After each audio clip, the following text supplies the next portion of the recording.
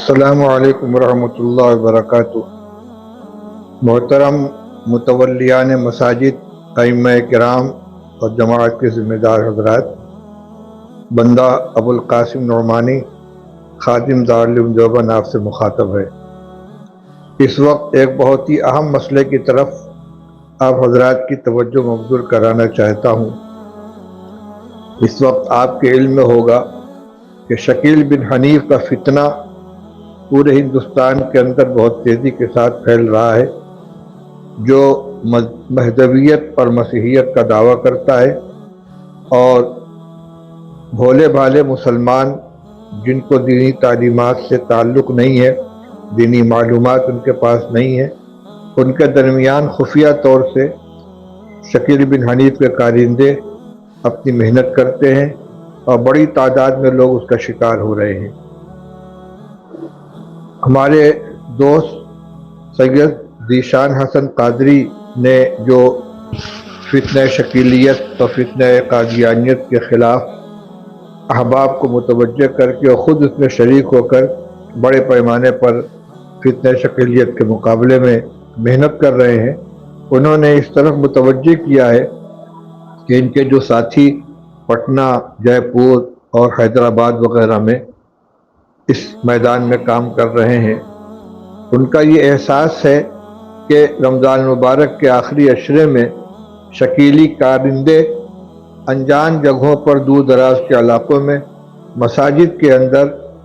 اعتکاف کے نام پر جا کر مقیم ہو جاتے ہیں۔ بظاہر بڑے دیندار ہوتے ہیں، لوگ ان سے متاثر ہو جاتے ہیں اور وہ آہستہ آہستہ ان کے درمیان اپنی بات چلاتے ہیں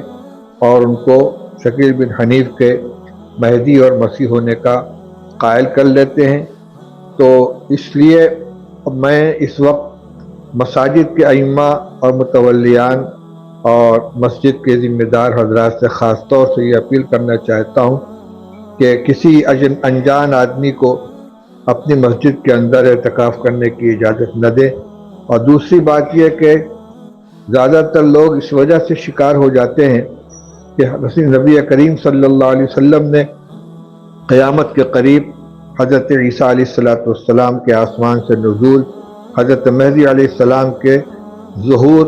اور دجال کے خروج سے متعلق جو پیشین گوئیاں فرمائی ہیں، بیان فرمائی ہیں، لوگ اس سے واقف نہیں ہیں۔ اس لیے علماء کرام کی ذمہ داری ہے، ائمہ مساجد کی یہ فریضہ ہے کہ وہ عوام کو حضرت عیسیٰ علیہ السلام کے نزول، اسی طرح حضرت مہدی کے ظہور اور دجال کے خروج سے متعلق احادیث میں جو پیشین گوئیاں ہیں مطالعہ کر کے اس کی جانکاری حاصل کر کے عوام کے سامنے ان کو بیان کریں، جمعہ کے خطبات میں بھی اس کو بیان کریں۔ اس کے علاوہ عام طور سے اعتکاف کے دوران لوگوں کی تعلیم کے لیے کچھ بیانات بھی ہوتے ہیں، اس میں ان کو بیان کریں، اور اس سلسلے کی معلومات نیٹ کے اوپر بھی مل جائیں گی، دیوبند سے بھی حاصل کی جا سکتی ہیں، باقاعدہ اس پر کتابیں تصنیف کی جا چکی ہیں۔ مولانا شاہ عالم صاحب کا بھی رسالہ ہے، مولانا قاسم حسن سنبھلی صاحب کی بھی کتاب ہے، دارالعلوم دیوبند سے بھی فتویٰ شائع ہوا ہے جو نیٹ پر موجود ہے، اس کو حاصل کریں، جس میں یہ صاف بتلا دیا گیا ہے کہ شکیل بن حنیف اپنے باطل عقائد کی بنا پر اسلام سے خارج ہے، اور جو لوگ بھی اس کو برحق مان کر اس کے ہاتھ پہ بیعت کریں گے وہ بھی اسلام سے خارج ہوں گے۔ لوگوں کے ایمان کی حفاظت کے لیے ہمیں اپنی ذمہ داری کو محسوس کرنا چاہیے۔ اللہ تعالیٰ ہم اس کی توفیق نصیب فرمائے۔ وآخر دعوانا الحمدللہ رب العالمین۔